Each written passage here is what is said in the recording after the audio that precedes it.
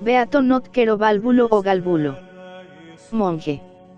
840 a 912. El tartamudo monje de San Gallo. Memoria obligatoria. 6 de abril. El misterio de la soledad, donde se busca y se contempla a Dios, es siempre una fuente rica de toda clase de bellezas. Si no tuviéramos para probarlo la historia de tantas grandes abadías benedictinas, nos bastaría la de San Galo. Un diácono, que era buen cazador, y que por eso conocía muy bien la tierra, vino un día al varón de Dios, Galo, que estaba evangelizando el país del Rin, y le dijo: Padre, yo conozco un desierto muy a propósito para levantar en él un monasterio, pero está poblado de lobos, osos y jabalíes. Si Dios está con nosotros, replicó el santo, ¿a quién vamos a temer? Y se fue inmediatamente hacia aquel lugar solitario. Era un valle suizo, rodeado de altas montanas. Poco después se alzaba allí la abadía de San Galo, que en el siglo IX era la más floreciente del imperio carolingio. Con el arte de servir y amar a Dios, se cultivaban en ella todas las artes de la tierra. Sus escritores, sus miniadores, sus pintores, sus calígrafos, sus arquitectos y decoradores, nos han dejado obras que serán siempre la admiración de los espíritus delicados. Sus santos nos hacen pensar que la belleza de la tierra, lejos de estar reñida con la del cielo, es como una centella que se ha desprendido de allá arriba. Santo, sabio y artista fue Notquero, para quien el mundo era una armonía resultante de los números acordes establecidos por el primer artista.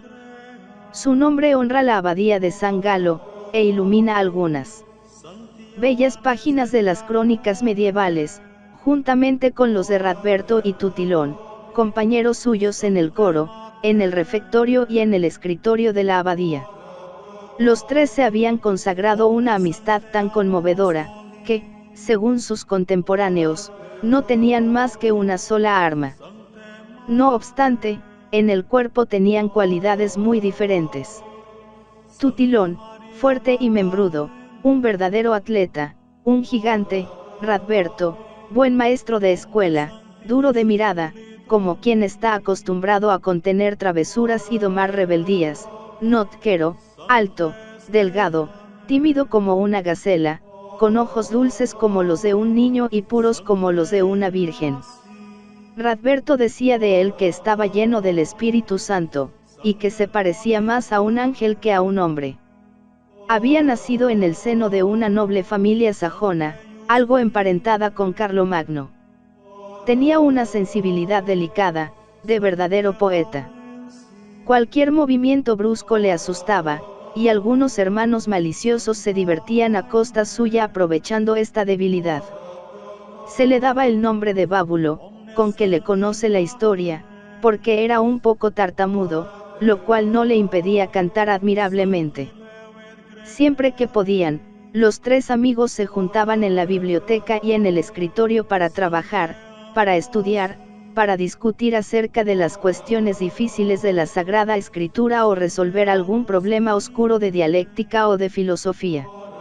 A las 3 de la mañana, terminados los maitines, cuando los demás monjes volvían al dormitorio, ellos terminaban de rezar el Salterio de David y luego se iban a trabajar. Pero había alguien que se privaba del sueño por espiarles, era Fray Sindulfo, el refitolero. Sindulfo estaba convencido de que Notquero y sus amigos tenían relaciones con el demonio.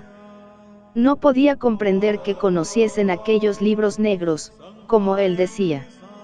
Saber lo que decían aquellos puntos y líneas y rasgos redondos y alargados, era para él algo así como entender el lenguaje de las estrellas. Sindulfo no sabía ni griego ni latín, y de tudesco, únicamente lo que había aprendido de su madre. Dios mío, cuánto le había costado meter por los oídos unos cuantos versos de la Salmodia. Sin embargo, queríale mucho el abad Salomón, que le llamaba Famidicus Maus, porque le llevaba fidelísimamente todos los cuentos del convento. No hay hombre que no sirva para algo. La envidia inspiró al buen refitolero perversas jugadas. Con Tutilón y Radberto no se atrevía, pero a Notquero no le dejaba en paz, porque era muy dulce y paciente. Cuando en el refectorio le ponía la émina de vino que San Benito permitía tomar a los monjes, se la echaba despectivamente, o bien le quitaba una parte. Una vez que Notquero estaba contento, porque acababa de copiar un libro de epístolas griegas, Sindulfo entró a hurtadillas en el escritorio y cortó las hojas del códice. Constantemente vigilaba a los tres amigos, para pescar algo que contar al abad. Pero, en cierta ocasión, le pasó una cosa muy divertida. Una mañana, antes de amanecer, Notquero, Tutilón y Radberto estaban en la biblioteca aguardando que sonase la campana llamándoles a los. Uno copiaba, otro miniaba una inicial, y el tercero leía en voz alta. En esto, Sindulfo cogió una escalera y se puso a observar en la ventana. Advirtiólo Tutilón, que tenía vista de lince y oído de perdiz, y dirigiéndose a sus amigos, les dijo en latín, para que el refitolero no se percatase. Miradlo, ahí lo tenéis con la oreja pegada al cristal. Ahora nos las va a pagar todas juntas. Vamos, hombre, no le hagas daño, suplicó Notquero. Tú eres siempre igual, replicó el gigante, a veces, la caridad se confunde con la necedad. Pero esta vez no le hago caso. Hay que escarmentarle. Tú, que por poca cosa te asustas, vete a la iglesia a rezar por nosotros. Tú, mi querido Radberto, trae la vara con que se corrige a los hermanos. Nuestra causa es la causa de la virtud y de Dios. Los dos monjes obedecieron. Tutilón, en tanto, abrió la ventana rapidísimamente, echó mano del espía, y con sus puños hercúleos lo sujetó por la cabeza. Radberto acudió por detrás y empezó a zarandearle con suma habilidad, como zarandeaba a los muchachos cuando le jugaban alguna trastada. Atraídos por los golpes de la fusta y por los gritos del infeliz Sindulfo, se reunió allí un buen número de monjes. ¿Qué pasa?, preguntaban, extrañados, con la candela en la mano. Nada, respondió Tutilón, que el demonio ha venido a asomarse a esta ventana y le hemos cogido de las narices. Algunos arrimaron las luces para ver cómo podría tener la cara el diablo, y, mejor informados, decían a Tutilón. Pero si es el hermano refitolero. Es cierto, replicaba Tutilón. ¿Con qué es fray Sindulfo? Ay de mí, si le hemos cribado de azotes al íntimo del abad. Y diciendo estas palabras, soltó al curioso, el cual huyó cabizbajo, y nunca se atrevió a recordar aquella aventura. No siempre podían estudiar y meditar juntos los tres amigos. Durante el día, Radberto dominaba como un rey en sus escuelas, porque fue maestro de la juventud. Tutilón, que era orador y artista, salía con frecuencia del monasterio para predicar y enseñar, y levantar y decorar claustros y basílicas. Separado de ellos, Notquero se pasaba los días rezando, leyendo, meditando y escribiendo. Radberto y Tutilón escribieron bellos epigramas y delicadas composiciones musicales, que aún se conservan. El primero hizo, además, la historia de San Galo, pero lo que aún queda de Notquero tiene un mérito mayor. Su tratado de la música es de los primeros libros escritos en alemán. Son también notables su martirologio y su libro acerca de los comentarios de la Sagrada Escritura. Pero su gloria más alta son las secuencias. Él es el inventor de este género musical, en el que puso toda la inspiración de su alma de poeta. A pesar de su buena voluntad, Notquero no llegaba a cantar los júbilos o largas vocalizaciones como su amigo Tutilón, porque tenía menos memoria que él. Por una casualidad, dio con un medio mnemotécnico que le sirvió para despertar su inspiración. Viendo, en mi juventud, que se iban olvidando poco a poco las antiguas melodías, empecé a meditar el medio de conservarlas. En esto, Un monje de Jumiegues vino a nuestro monasterio con un antifonario en el cual había algunos versos modulados a manera de secuencias, aunque muy feos y desagradables al oído. Con todo, me valieron para ensayar un nuevo género musical, y me puse a trabajar a mi modo. Enseñé mi trabajo a mi maestro Isón, el cual quedó muy contento, y empezó a estimarme mucho, a pesar de mi ignorancia.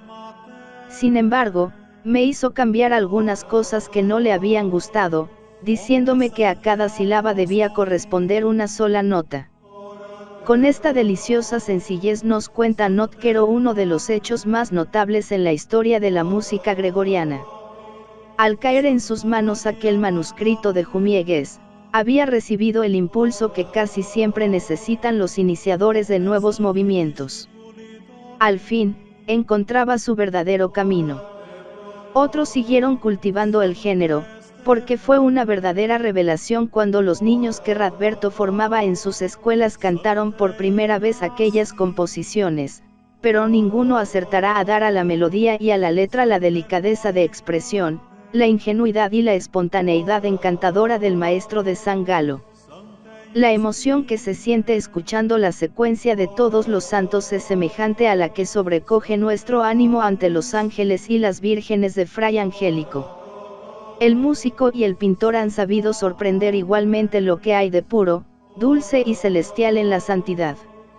Al hablar de Notquero, Equeardo, cronista sangalense, salta de la fría rigidez de la crónica al entusiasmo de la poesía, y nos dice, ante esas obras de un arte celestial, la oración brota espontáneamente, el corazón se ensancha, la fe se ilumina, el amor se levanta.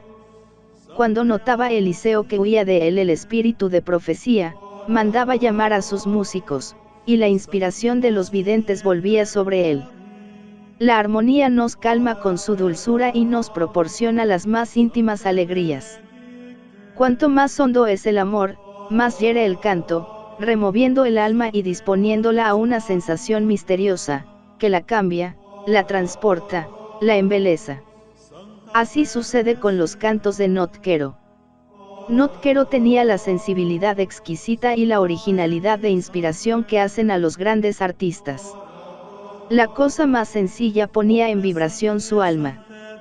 Viendo un día a unos obreros que trabajaban en un andamio con peligro de caer en el abismo, pensó en la muerte, y recogió su impresión en aquel canto famoso media vita que cantaban los cruzados caminando al combate, y que fue largo tiempo popular en las riberas del Rin. La liturgia le pone todavía en nuestra boca cargado de armonías, de anhelos y de reminiscencias seculares. Otra vez, pasando por el dormitorio, advirtió Notquero el martilleo regular de una rueda de molino y el canto monótono del agua que la hacía girar. Súbitamente quedó suspendido, y al punto empezó a componer aquella secuencia, Sancti Spirites ad sit nobis gratia, donde se remonta a lo más sublime, cantando el poder de la gracia sobre los corazones de los hombres. Todas sus composiciones están llenas de unción, de piedad, de entusiasmo religioso. Además de artista, Notquero era un santo. Inocencio III reprendía al abad de San Galo porque no celebraba en su monasterio con solemnidades litúrgicas la memoria de un hombre semejante. Él, sin embargo, jamás llegó a creer que era una u otra cosa. Cuando se hablaba de su ciencia, mostraba el salterio y decía, pero si ni siquiera sé este librito. Mientras los demás hermanos rezaban las horas, Notquero, ya viejo, permanecía inmóvil en un rincón de la basílica. El abad le había dejado para ello libertad plena, porque donde está el espíritu, dice su biógrafo, allí está la libertad, y el hombre espiritual juzga todas las cosas y de nadie es juzgado. En aquel lugar apartado entregábase a los arrebatos de la contemplación. El demonio le interrumpía de mil maneras, y una vez, habiéndose aparecido en forma de perro, el monje rompió en sus costillas el báculo de San Columbano, desde el coro se oían voces, aullidos y golpes, y Tutilón solía decir a su amigo, pero, alma mía, ¿qué ruido es ese que armas con tus diablos? Oh Santa Capilla, exclama el viejo cronista, ennoblecida con las lágrimas, los gemidos y los arrebatos de aquel corazón enamorado de Dios. La capilla ha desaparecido ya, y con ella, la iglesia y la abadía, aquella abadía que, arquitectónicamente, fue el tipo de las abadías occidentales, pero nos quedan las deliciosas melodías notquerianas, testigos perennes del genio y la santidad de su autor.